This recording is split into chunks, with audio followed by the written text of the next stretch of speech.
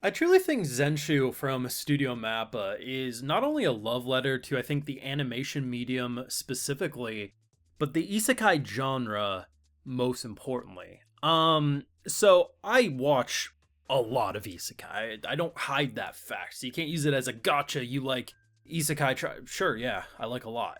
But there's a difference between liking, and acknowledging, yeah, this is a generic kind of whatever show, and one that's not only going back to, I think, basics that have almost been long forgotten, but also just really laying out so many building blocks that it has not one or two, but multiple directions this show could truly go by the end.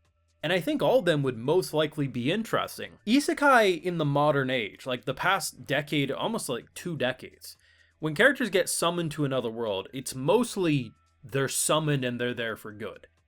The odd time an MC's like, yeah, I hope I can find a way back home, but you don't really assume they will.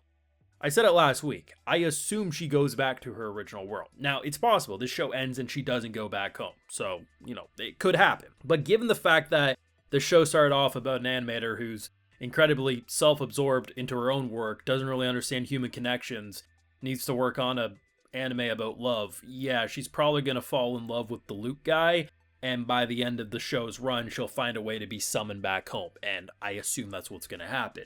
And I think not only going back to maybe what used to be the common trend in these shows of going back to the original world when it's all said and done, but watching all these little pieces and how, often little ideas like the characters keeping a secret, well, this is an anime that I know, I can't really inform them. No, this girl straight up Natsuko, she's like, yeah, like you're an anime, let me explain. And it just kind of sounds like crazy talk to them because it's not like they have movies in their world and stuff. Or just the entire idea that this show, it doesn't like let little bullshit linger in the background. I had someone last week say like, hey, I wonder, like, when she summoned the desk and she was drawing everything, right? I wonder if characters saw that, or if it was just for us.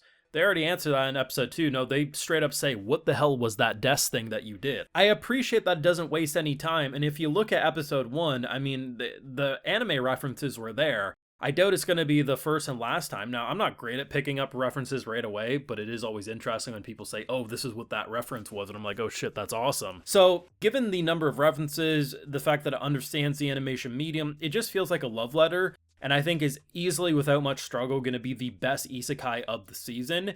And honestly, right now, between this and Sakamoto Days, those are currently my picks for my favorite new anime that just started this season. Of course, if you want to support my work and see my full thought to these episodes, though, I do have a Patreon. We got those full live reactions, which is available exclusively over there. So, I would say I like this episode more than the first. And I really liked the first episode, but I think this one just took it up a couple extra notches. And it's interesting, too. I think my personal favorite moment of this episode is the explanation on why she was asleep for 3 days. So she wakes up after a 3-day nap after saving the day in the last episode.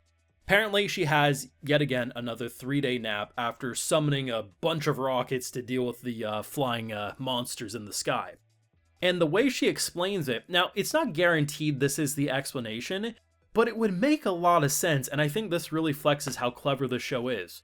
She explained how what she drew in the span of a couple of minutes to summon and save the day would probably take her back home 3 days to draw in real life. So if that's the route they're going, the more intense the drawing, the more intense the animation, the longer it would take, the more she'll be passed out. So I assume if she just drew a dog and the dog came alive, she probably's not passing out because she's able to do that in 20 minutes to an hour, let's say, right? So the idea that the more intense thing she summons, if she summons Eren Yeager's Attack on Titan, like it's probably going to knock her out for a day or two. But if she summons something a little smaller, and I think that's a really clever way because it limits your character in a way that she can do badass things, but she does have to, pick her battles, because it seems like there's a couple of conditions in terms of her being able to do anything. One, she has to have the idea, because apparently you can't do the same idea twice, which forces creativity and not allowing copy and paste. And it kind of almost feels like a call out to the isekai genre itself of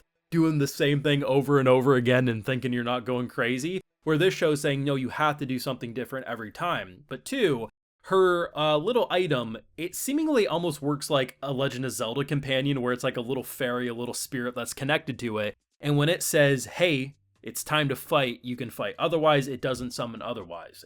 There's so many little things about this show that is doing, it's just clever as hell. And I think the idea of not having like a fully animated, attack when she does draw, because she's just the person doing the main animation points, coloring and, finishing the smaller details. That's a different department, a different team that would do that. I think it's just so clever. And I compared it last week to something like almost like a Keep Your Hands Off Ezekin meets like a Recreators, Shirobaka. It's like a combination of things. But at the end of the day, I do think they have their own identity. There's certain things that do remind me, of course, of older series I've seen that's not like different tropes and trends that aren't really as common anymore. So it's kind of like coming back full circle. It used to be like a common thing where characters wanted to go back home, and often they would go back home, but now it's the opposite. So we just kind of came full circle. But I don't know, like, no one should be able to leave the first 2 episodes and say, oh, generic isekai of the season.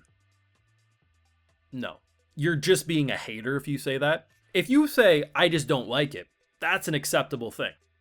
But to say it's like generic would be a complete and utter lie.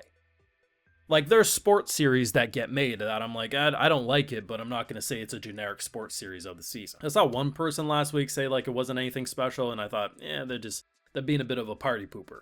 I think episode 2 flexes the fact that this show is going to be good, and I think the dialogue is equally as clever as what they're building up for a story and world. Just the idea of Luke just like shutting her down. Like, he was oddly sexist this episode, trying to be like, you're a woman, they gossip, and then, like, she just throws it back in his face after he wants information. Nah, I'm a woman, I gossip. Later, bitch. It's like, okay. They're clearly gonna have a thing. I think that's really the direction we're going. They're gonna build some sort of romance. He's already cooking for her lots, and I mean, if the 100 Girlfriends is any indication, it's one way to a woman's heart. I do think she goes back home.